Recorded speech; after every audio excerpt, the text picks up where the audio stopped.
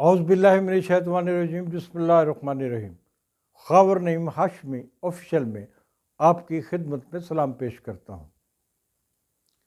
Pakistan screen کی خاتون اول صبیحہ خانم کے بارے میں ہم 3 ویلاگ کر چکے ہیں۔ آج مجھے چوتھا ویلاگ انتہائی مجبوری کے عالم میں کرنا پڑ رہا ہے، کیونکہ جب میں فرصت کے اوقات میں اپنے موبائل پر یا کمپیوٹر پر دوسروں کے ویلاگ دیکھ رہا ہوتا ہوں تو اتنی بعض دفعے شرمناک باتیں سامنے آتی ہیں سنی سنائی کہ حیران کر دیتی ہیں۔ اور میں فلم انڈسٹری سے متعلق، دیکھیے، میں سیاست پر اس لیے گفتگو نہیں کرتا کہ سیاست پاکستان میں لمحہ بلمحہ بدل رہی ہے۔ سیاست کسی کروٹ بیٹھنے کو تیار نہیں ہے۔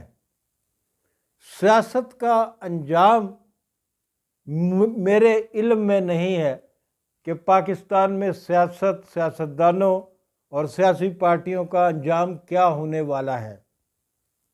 اور یہ ابھی جو بات چل رہی ہے انتخابات کی آج کل، کہ ضمنی انتخابات 2 صوبوں میں ہوتے ہیں یا نہیں ہوتے، تو یہ ساری چیزیں ایسی ہیں جو کنفیوژن کا شکار ہے کہ سپریم کورٹ آف پاکستان جو ہے وہ آج خود نوٹس بھی لے لیتے ہیں۔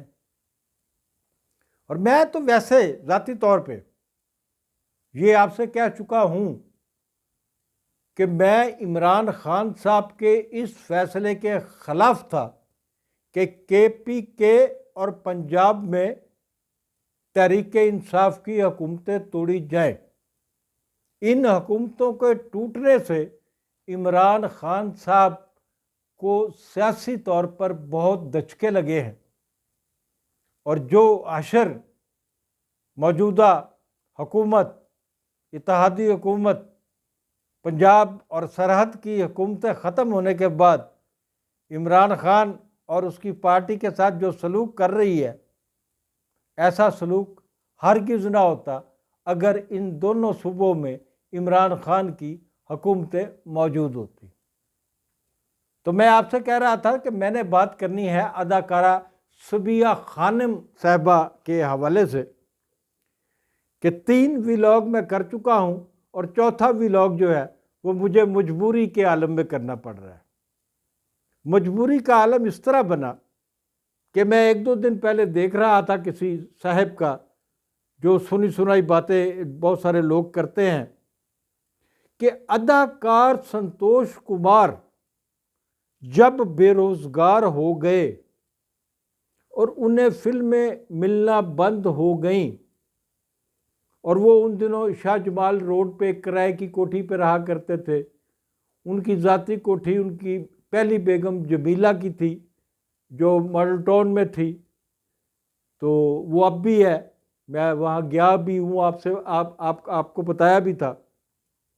ویلاگر نے دعویٰ کیا کہ ہر شام سنتوش کمار اپنی بیگم صبیحہ خانم سے کہتے تھے کہ میرے لیے شراب کا بندوبست کرو، میں شراب کے بغیر سو نہیں سکتا۔ اور یہاں تک ویلاگر نے کہہ دیا کہ وہ کہتے تھے کہ جیسے تیسے مرضی شراب مجھے لا کے دو، کسی سے ادھار پیسے مانگو، کچھ کرو، جو مرضی کرو، مجھے آپ شراب لا کر دیں۔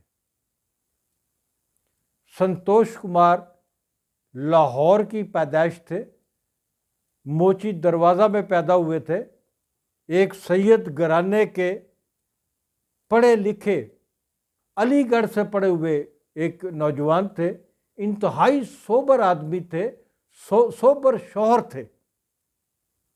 اور ان پر اس قسم کا الزام لگانا، جس الزام کا آپ کو کوئی جواب بھی نہ دے سکے، یہ آپ سنتوش کمار اور صبیحہ خانم کی اور ان کے خاندان کی توہین کر رہے ہیں، میں سمجھتا ہوں۔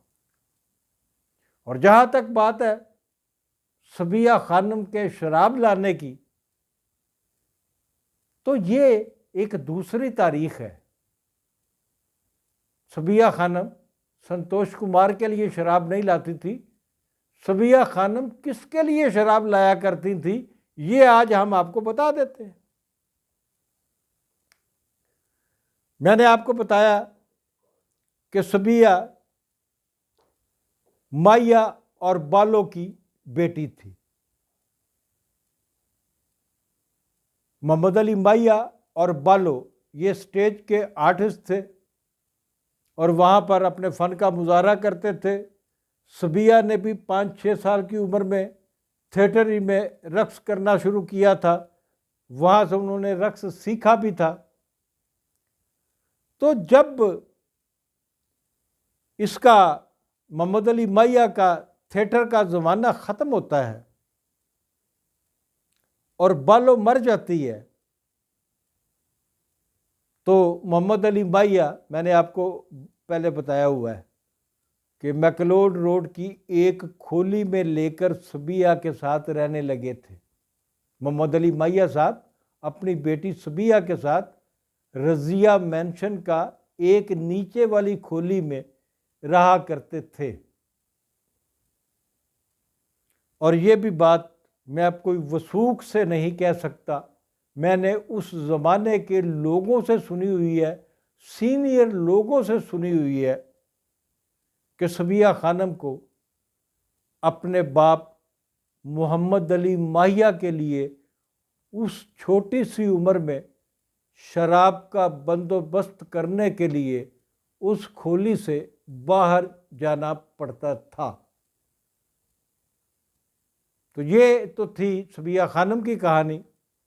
اور صبیہ خانم ہماری رسپیکٹیبل پاکستان کی سب سے بڑی آرٹسٹ، پاکستان کی سب سے زیادہ چاہی جانے والی آرٹسٹ، پاکستان کی سب سے زیادہ پسندیدہ ایکٹریس۔ اگر صبیہ کا آج تک میں نے کسی دوسری ایکٹریس سے کسی کو موازنہ کرتے ہوئے نہیں دیکھا۔ اب میں آپ کو بتاتا ہوں کہ صبیہ خانم کے زمانے میں دوسری اداکارائیں، مثال کے طور پہ ان کے دیور درپن صاحب کی بیگم نیّر سلطانہ صاحبہ، وہ بھی شاہ جمال روڈ پہ رہا کرتی تھیں۔ تو ایک زمانہ آ گیا تھا، درپن صاحب بھی گھر بیٹھ گئے تھے، نیّر سلطانہ کے پاس بھی فلمیں بہت کم تھی، اکا دکا فلمیں ہوا کرتی تھیں۔ درپن کی وفات کے بعد انہوں نے ماں کے کردار ادا کرنے شروع کر دیے تھے۔ ہمارا گھر چونکہ اچھرے میں تھا اور شاہ جمال روڈ بالکل قریب تھا، تو ہمارا آنا جانا اکثر اس سڑک پہ لگا رہتا تھا۔ اس کے علاوہ اداکار سدھیر صاحب، وہ مولانا مودودی والی گلی میں اچھرے موڑ پر رہا کرتے تھے، اور سدھیر صاحب کی جو بیگم تھی وہ بھی اداکارہ تھی، بغاوت کی ہیروئن شمی، ان سے شادی کی تھی، پہلی شادی ان سے کی تھی، ایک دوسری بھی شادی ہوئی تھی، ممکن ہے کوئی اور بھی ہوئی ہو، لیکن شمی آخر تک سدھیر صاحب کے نکاح میں رہیں۔ اب میں شمی اور نیّر سلطانہ کا ایک واقعہ آپ کو بتاتا ہوں۔ ہمارے گھر میں ملتان سے ہمارا ایک رشتہ دار اسٹوڈنٹ تھا، وہ 10ویں جماعت کا طالب علم تھا، وہ کچھ دن ٹھہرنے کے لیے اچھرے والے گھر میں آ گیا ہمارے پاس۔ ایک دن اس نے فرمائش کی مجھ سے، میں بہت چھوٹی عمر کا تھا، اس نے مجھ سے فرمائش کی کہ جی مجھے پتہ چلا ہے کہ نیّر سلطانہ اور شمی آپ کے گھر کے قریب رہتی ہے، میں ان سے ملنا چاہتا ہوں، آپ مجھے ملوائیں۔ میں بچہ تھا، میں اس کی باتوں میں آ گیا، پہلے ہم سدھیر صاحب کے گھر میں گئے، دروازہ کھٹکھٹایا، دروازہ کس نے کھولا؟ خود شمی بیگم نے۔ میں نے شمی بیگم کو بتایا کہ میں نعیم ہاشمی صاحب کا بیٹا ہوں، تو انہوں نے کہا کہ بیٹا اندر آ جاؤ۔ تو میں نے کہا نہیں میڈم، یہ میرے عزیز ہیں، انہوں نے صرف آپ کو دیکھنا تھا، یہ آپ کو دیکھنے کے مشتاق تھے اور میں آپ کے پاس لے کے آ گیا۔ اس کے بعد اسی نوجوان کو میں نیئر سلطانہ کے گھر لے کے جاتا ہوں، جو شاہ جمال روڈ پہ سنتوش کمار کی کوٹھی سے آگے اور شاہ جمال کے مزار کے قریب ہی ایک کرائے کے مکان میں رہا کرتی تھی۔ یہ ایک ہی دن میں 2 واقعات ہوئے۔ میں نے اداکار درپن کا گیٹ تھا، کوٹھی نما گھر تھا، اچھا خوبصورت گھر تھا، کرائے کا تھا۔ میں نے کھٹکھٹایا تو یقین جانیے کہ اس گھر میں بھی کوئی ملازم نہیں تھا، دروازہ نیئر سلطانہ صاحبہ نے ہی کھولا تھا، اور نیئر سلطانہ صاحبہ نے میری اور میرے مہمان کی بہت پذیرائی کی تھی۔ یہ تھی اس دور کی وہ ہیروئنیں جنہیں آج بھی پوجا جاتا ہے۔ تو ناظرین، آج کی بات یہیں ختم کرتے ہیں۔ اگلے پروگرام کا انتظار کیجیے۔ خاور نعیم ہاشمی آفیشیل کو سبسکرائب کرنا مت بھولیے گا، یہ آپ کا اپنا چینل ہے۔ خدا حافظ۔